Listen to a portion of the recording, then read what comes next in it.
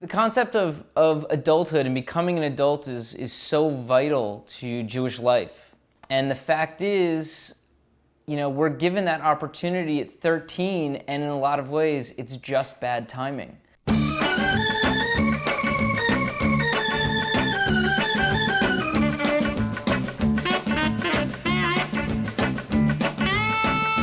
I thought that the bar mitzvah that I was going to have in a year was going to just solve all my problems. The social angst that I was feeling, I really thought we could solve it if we had techno music, dancers, and a really cool theme. My bar mitzvah party was a costume party. I went as a cowboy. I had a square dance, bat mitzvah. My mom was writing something down as I said that. She said, "Oh, you want a theme? You'll have a theme. It's gonna be Jewish."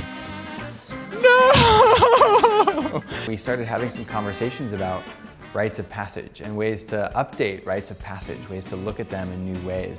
And as we got deeper into the idea of the bar or bat mitzvah being a point of entry into adulthood, we thought maybe we need a second chance at that. Maybe we need another opportunity to revisit that process. I'd like to analyze my bar mitzvah video as if it was an episode of groundbreaking television. Ethan becoming a man was the entire narrative point of the episode. It's a simple premise, if not a completely unrealistic one, and it was totally unrealized. We tried to create an opportunity for people to look back at who they were at 13 and who they were, you know, between then and now, and think about what is important to them moving forward. If I were to do this bat mitzvah thing all over again, what would be different would be the crowd.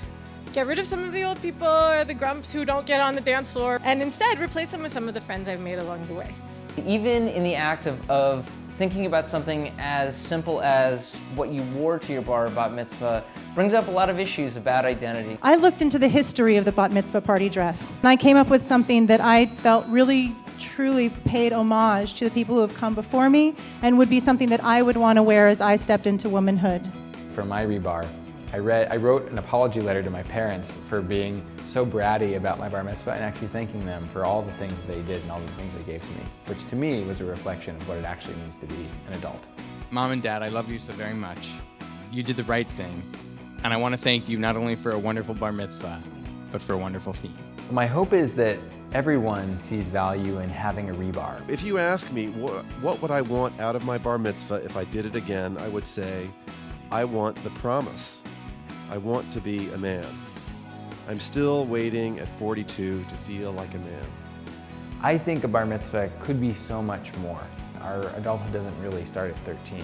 It might be the first step into adulthood, but I think a bar mitzvah is a demarcation. It's a way of saying, this is what adulthood means to me now. Because I think as we grow older, that changes. And I think a bar or bat mitzvah could be a moment in your life when you reevaluate what it means to be an adult, no matter where you are in your life. reBar, rewind to 13. Fast forward to today.